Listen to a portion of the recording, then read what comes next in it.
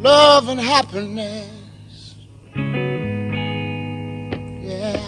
Love and Happiness's mission is to help 1 million couples. Dr. Vandy and Barbara Colter are committed to reaching this goal. Love and Happiness has helped thousands over the years through their couples retreats hosted in various cities. Their popular Central Florida TV show, Love and Happiness, has been syndicated in several states. Their best-selling book, Love and Happiness: The Secrets to Creating Winning Relationships, has helped singles and couples alike learn how to build better relationships.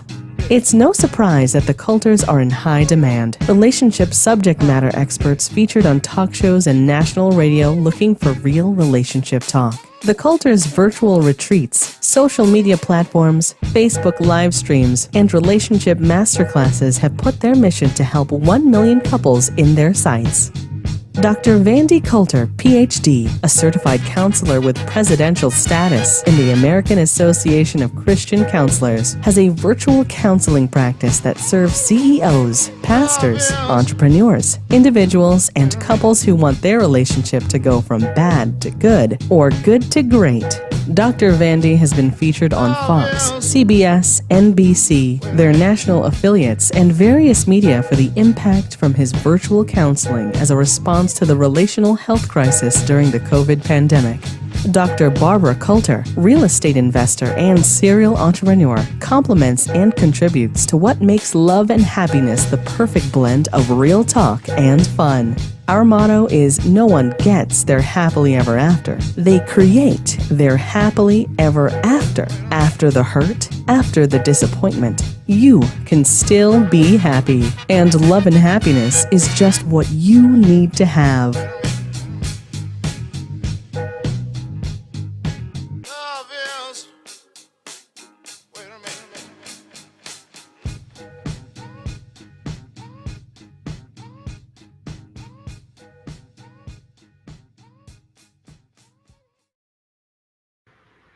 All right, good morning. Good morning, Facebook family. Yes, Oh, indeed. went out.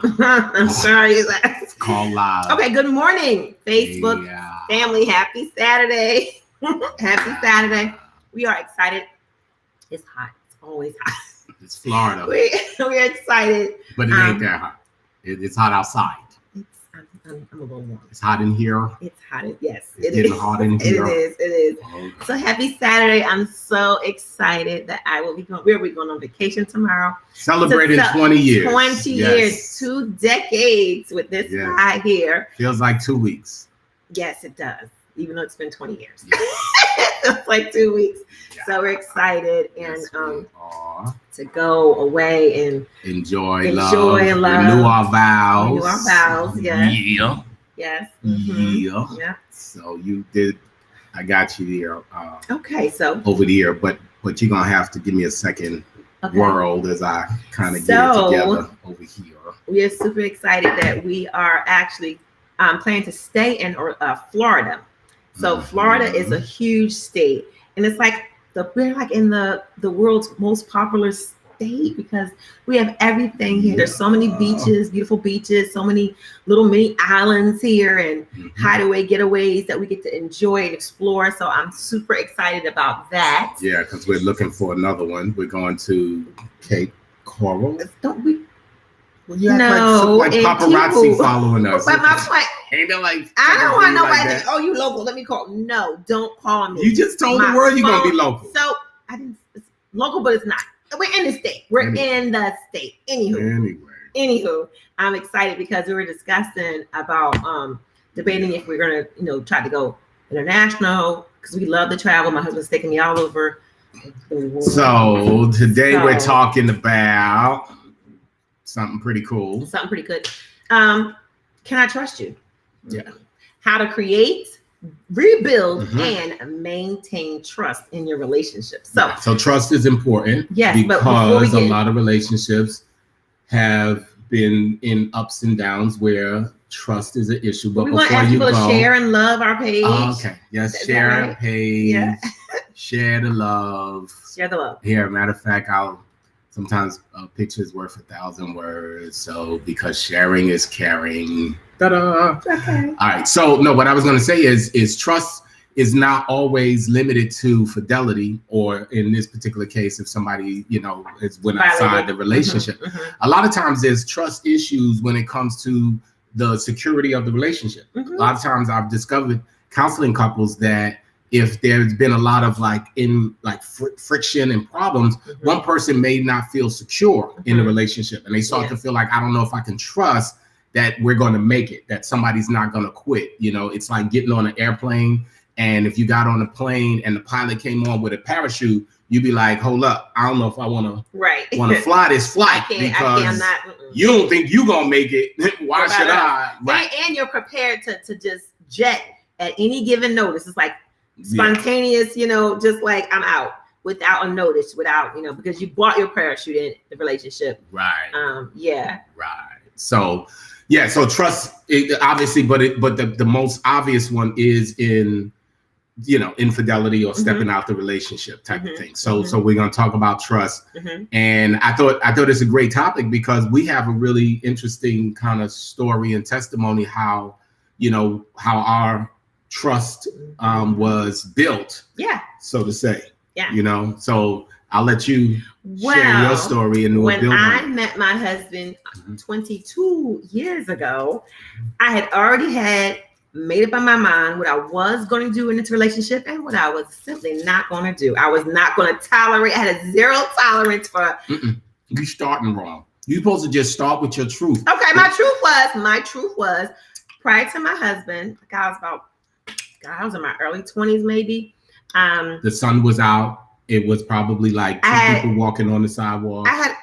In a red. Okay, I had a relationship that I was cheated on. Yes. And so I had trust issues. It's like, okay, so I was cheated on, but when I met my husband, I was whole because I was single at least 2 or 3 years. Wait, what? whole and healed are two different things. I was whole and healed. No, you wasn't. I was. wait. Now we're gonna go real truth. Wait. So before we go into the story, here's the truth of the matter. You can't say you was whole and healed because for up until it feels like just last year, but I'll say up until a few short years ago, if any TV show, any movie that we're watching, and if the person, particularly only if it's the man, if we're watching one of the Tyler Perry's, any kind of movie where the guy cheats on the girl, she's losing it. She hates him. Oh, we're sitting in the movie. She's like, see, he's a dog. And she's killing him. And I'm like, that's her issues speaking. So before you tell this version that I'm whole, I'm good, please don't leave out how for years, 16 to 18, easy. Whenever you saw a man cheating, now if we watch a movie and the woman is the cheater, she's sitting there like, interesting, watch an interesting movie. But when it's the dude, excuse me, because I got a mitt in my mouth. She is crushing him. No, she is like, he's a dog. We can't even enjoy the movie because I'm like, wow. So no, when I'm talking about me being whole and healed, I did not enter the relationship broken. No, you didn't. I did. So thank you for the clarification. But in terms of that still being a sensitivity for you. What I'm saying, it's my story. Let me tell my truth, and you get a chance to talk about your truth in a second, babe. Okay. So what I'm saying is, I was whole and healed when I got in it because some people hop and never take time to I wasn't talking about. But we know what we're talking about, but they don't know what you're talking about. I think they follow what I'm saying. My point is, so when I got with him a few years later, I told him my story about how, the boyfriend cheated. He was habitual liar. Who y'all ladies know. I'm sure y'all been out there and had experienced the same thing. Right. So he made himself 100% accountable. I didn't ask him to. It's just something. So now we're on my side. Go ahead. So as I'm listening to you, just share what you've been through. Right. I'm saying to myself, that what you need is going to be transparency. And so I'm listening to your journey, and you can't say that you was like me raised in the projects without there being some so in the Bible when it talks about Ruth, she's from Moabite, right? But they reference her in chapter 4 as being Moabitish. Okay. So you're gonna be project-ish, or you're gonna be, if you've been scarred, you're scarred-ish on some level. But you can be healed. You're healed. But what scar. I'm saying is, as you can attest, because of all the movies you watch, when the guy cheated, you would be killing the guy, because in your mind it's like, you know, you're taking it out for him, for the guy the other day. He was messing stuff up in the movie. He had a beautiful wife. He had lovely children, a nice home, everything going on. But his, you know, the spirit of lust or greed or whatever. An actor. My point is, he was really portraying a character that's really existing out there in the world. In every movie. So I said, you know what? What my wife needs is transparency. It's before we got married. Sorry. You're my girlfriend. Okay. Okay. You ain't even my girlfriend yet. You're telling me this stuff. Mm-hmm. I haven't even committed to you. We're interviewing each other. Third day, he buying me clothes. He did. Yeah, that's true. But what I'm saying is not because I had nothing better to do with my money. It's because you had no fashion taste. And I was like, Lord Jesus, we got to help you. It was a missionary trip. Whatever. So anyway, so what happened is I said to myself that if she's been through what she's been through, and she seems to be the kind of person that I certainly want to get to know better, it's an easy path for me to give you what you need, which is accountability, clarity, know exactly where you stand. Yeah. Always be. So I told her from the very beginning that, you know, well, after I shared my whole journey, which we could say for a whole different episode. Scare me off. we definitely need to talk about my story, because I'm comfortable with my truth. My testimony is my testimony. I love sharing my testimony. Some people are embarrassed, but I love sharing my truth. It's who I was. And for today, since we're talking about trust, what happened is I listened to her. So I said, well, listen, what I'll do is I'll give you all my passcodes. Now we just dating. Now I was probably an example of when, you know, the Lord is putting it together. Right. Because historically, I never did that. Mm-hmm. I never did the things I did for you. And it's 20 years later, so I can say confidently it was the Lord's doing, because there we go, 20 years later, and you're still my girlfriend. But however, I was like, you know what? I'm going to make myself accountable. I'm going to answer my phone on speaker. So that way, if somebody says something, once we made a commitment, I said, if somebody says something out of pocket, we could both be surprised together.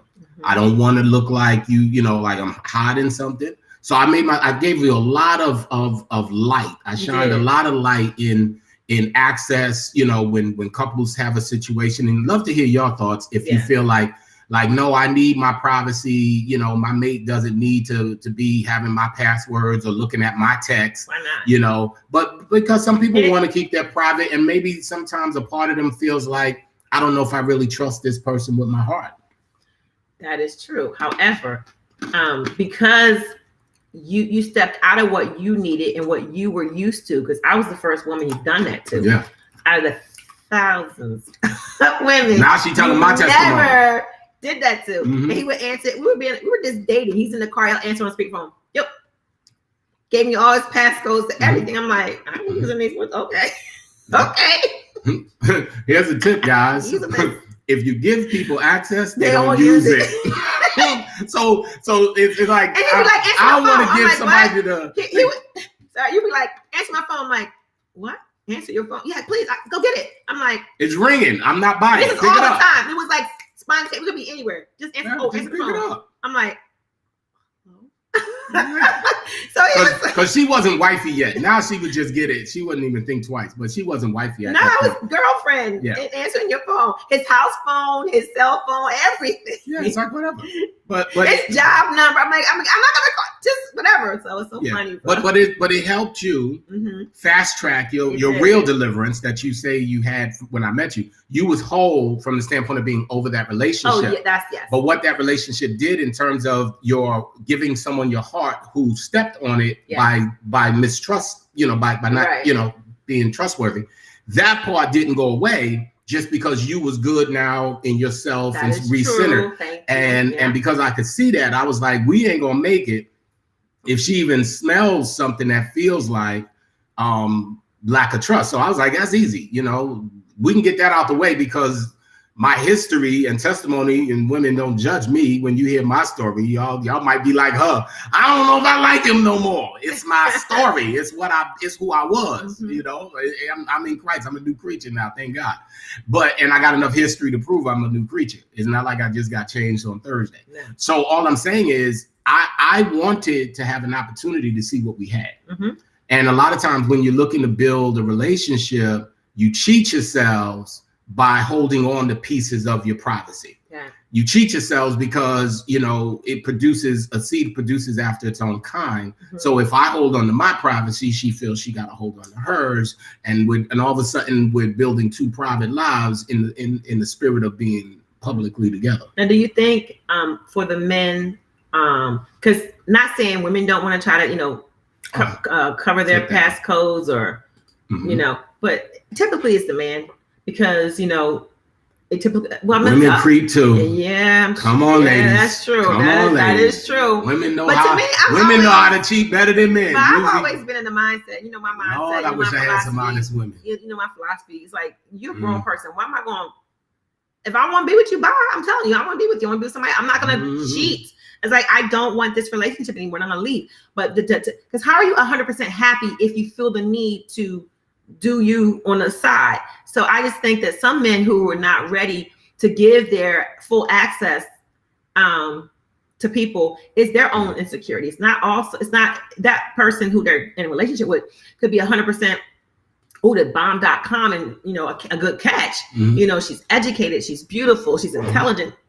She has her center and, you know, foundation in Christ or whatever. She's a good core person. Okay. Her essence is awesome, but it could be his insecurity to like, oh, she's too much for me, so I'm gonna keep this little. Because normally women. Well, no. A lot of times it could be balanced out because women do cheat on men as well, and I knew a lot of men who were, you know, having a hard time making a new relationship work because the old one cheated. And as a result, they feel like, no, I'm not giving her that much of me. So they go into the relationship holding a piece back. Okay. And the piece that's held back is really the piece that it takes to create a great relationship. You know, because if I can't give you all of that part of me, the part of me that says, you know, I'm giving you the ability to hurt me. Your art, your heart, your essence. Your core. Well, you know, I can, you know, there's men who can half-hearted. You can do a thing half-hearted. They can give you the part you can't hurt, the part that cares, the part that maybe even covers you and helps you out and is there for you. But if you turned around and bounced on Thursday, they'd be like, all right, whatever, you know. But when they give you this soft part of a man, when he gives you that part of his heart, when he puts you in that, you have the ability to really hurt him. How could more women get that? What was it about me? I think it was just God. There's this guy that got that part of you so soon into the relationship. That's a really good question. That was the guy, because 22 years later, I still have a poem that he wrote me. He gave me a poem like, 4 weeks after you met me. And it's still on our bed. Still in my bedroom. It's still true. It's still on my nightstand, y'all. 22 years later. And you know, one day we're not going to talk more about the poem because we should just bring the poem to a live and then put it on and then walk through the poem. Because I never wrote a poem. Now I'm an ex-rapper as well, so I'm used to writing my rhymes, putting down my lyrics and all that, you know, putting my bars together. But I never did a poem for something, and plus it doesn't even rhyme. It was really my heart. It's not that kind of poem. But in any event, what I was going to say to your question, which is a great question, how can more women get that soft part, that special part of a man's heart? If I had to start, if I just kind of roll the Rolodex to the decades of barbershop, can't tell now, but it's an intangible thing, though, right? It is tangible. It is tangible. You just ask the man. Okay. I always tell my wife, stop reading women magazines, what every man wants. A woman can't tell you what a man wants. A man can tell you what a man wants. So every time she would reference a magazine or you know, this article, I'm like, who wrote it? And it's a woman who wrote. I'm sorry. It does. I'm not saying no women don't know anything about men, Okay. but what I'm saying is if the authority, the source is a man. Okay. And I wasn't just using myself. As I said, I was using the Rolodex of conversations through decades of the barbershop when I would spend so much time there. I'm free now, so it's liberating, but at the same time, I miss that fellowship.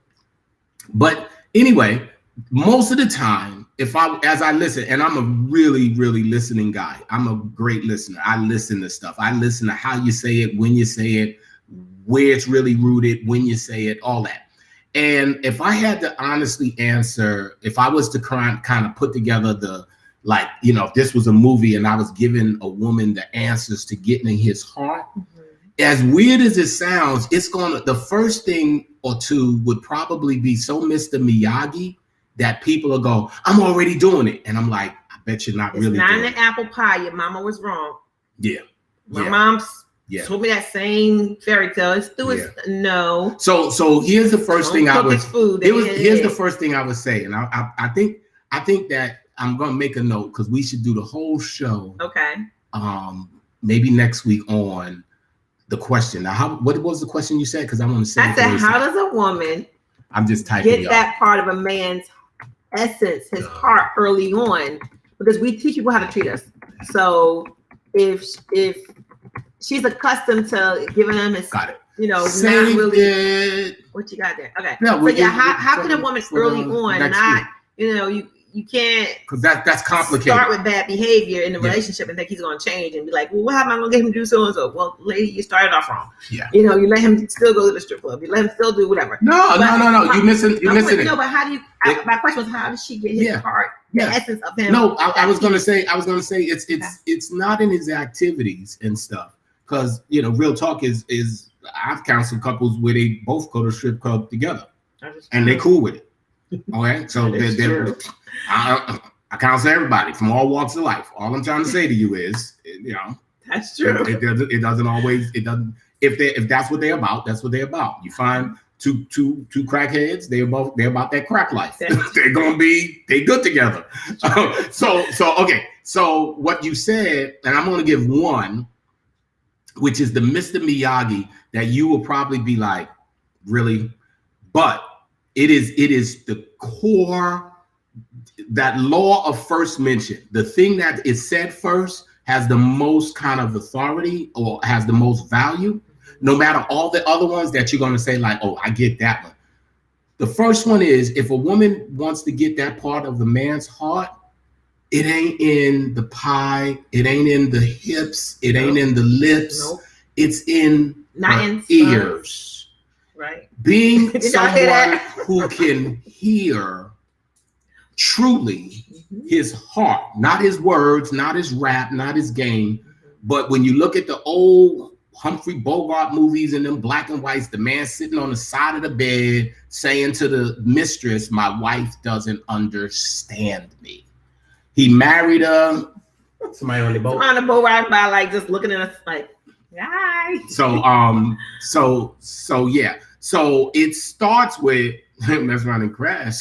I know, it's like that too. Hello, yeah. I guess they want to wave again. Yeah, we live right on. I can roll out of my bed and fall into the water. We got no backyard. It's just pool, a little hip water. No, it's a little beautiful, but yeah. I miss a yard. I do miss a yard. I miss my yard. So anyway, if a woman starts with a desire, I mean almost a student of understanding his heart. When I'm saying listening, I'm saying seeking, like with all you're getting, get understanding, that you just really are like, I want to hear where you can handle his truth. Because a lot of times men offer limited information because we're like, you can't handle our truth. Because if we give that to you, that's who we are in your sight forever. You're going to always be thinking, unless you're mature, you can handle the truth. Yeah. But I'm talking generally. Okay. It doesn't happen readily. And first of all, unless the man is very like self-reflective, he doesn't even know how to go find that part to just say, here it is. Okay. The general man, you have to build a bridge for him to bring that part of the heart to you.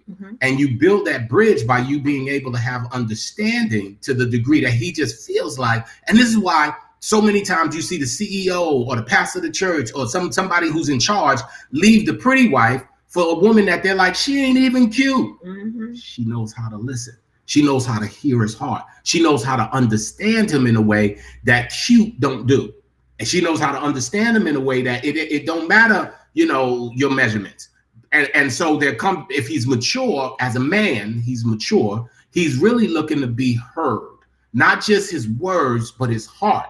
And for him to bring that part of his heart, it starts with, now there's some other elements that we got to get into, but I think that this would be the first thing I would say is you have to become a student of his heart, where you really pursue, I want to understand him without you inserting your opinion and I think.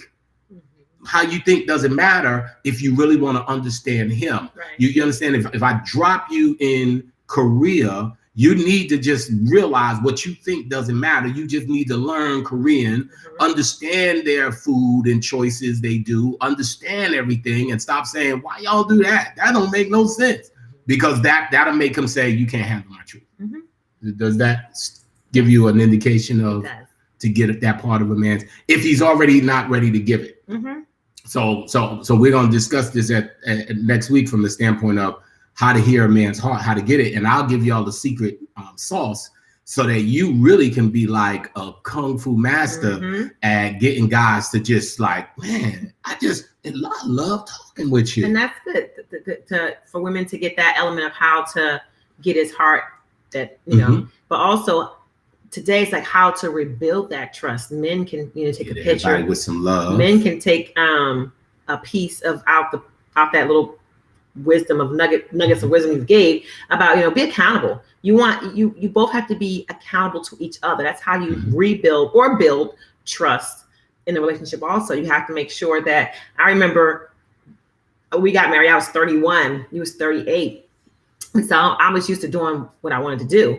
And it's like, when I get off work or just hop in my car and drive where I want to go, he was like, whoa, yoo-hoo. Be accountable. It's not about you being grown. It's not about you, taking care of yourself. It's about you're in a relationship. Let's be accountable to each other. Would you want me to do this? How would you feel if I did that? Because a lot of times when you present that question to your mate, how would you feel if I were to do bam, bam, bam? It wouldn't feel so good. Then they would have the time to process. Well, yeah, I wouldn't want that kind of behavior towards me. And so I think accountability, and also, how to rebuild trust is also forgiveness. I think you have to, be willing to forgive. God forgives us and he wipes it away. But sometimes us, it's hard for us to wipe it away. We can forgive, but it's hard. It's hard for a lot of folk, because what forgiveness actually means is to let it go. And it's hard to let it go. And, I remember counseling multiple couples where in these scenarios, and I don't have one that comes to mind, where it was, well, generally speaking, the man has hurt the woman, right. And her ability to let it go for the woman is really challenging, because I guess because women are competitive in general, they compare themselves, they measure themselves up to each other. We do. And maybe because of that, it was just a continual kind of pursuit that made forgiveness hard. You just want more information. And I guess maybe to protect yourself, to say, if I know what happened, maybe it won't happen again. But it's often not because of her. It's usually something in him. Yeah. His problem. Yeah. But then he makes it her problem, because she feels like, what I do? Because I had, when I'm years ago, when I was in a relationship, when I was, the guy cheated on me, of course, I'm young. I'm thinking, oh, it's me. But when I mature, I go, you know what? It's not me. It's him. He the one need to grow up. And I started looking at, I had to really bury myself in Christ, and had to really just. But you can have an identity crisis. I did have it when that happens. I did have an identity crisis. Makes you feel as if they don't value you. Right. And then I had to learn how to love. Value somewhere else. I had to learn how to love me all over again. And like, okay, whoa, let me see. check, I'm this, check, I'm that. God made me this, God made me that. And I had to really, God made me this, God made me that. yeah. So I had to go through my whole little, finding me again. And but yeah. No, I'm cool. But no, we're gonna stop because it's 11:30. We're gonna always try to stay in that half hour pocket. And I just appreciate the fact you did bring it back to some of the core kind of things that need to happen. I think we can revisit some of them and unpack them. Definitely. Because it's complicated, it's complicated. Especially, I don't know if it's harder to give trust after you've lost it or to rebuild trust after you violated it. Ooh. So I don't, I think that we can talk about the challenges to both because depending on what side you fall on, that could get, And if you have any questions, I see people out there watching. Hello to everybody who's watching and tuning in. Hey, if y'all have some questions about trust, maybe it's not you, maybe it's your friend. Or you want to just share your thoughts. Let's hear it. If it's not a question, you want to share your thoughts about what we're saying. You might have a different view. Love to hear it. We will see you next weekend. And do us a favor, if you don't follow the page yet, follow the page. Click the notifications. Follow our YouTube channel, Love and Happiness TV. All that good stuff. Is that cool? And we're going to say to ourselves, happy anniversary, happy 20th. Yes. By the next time I see you on the Facebook screen, we would have officially 20 years of marriage. And counting. Yes. All right. Take care. Bye.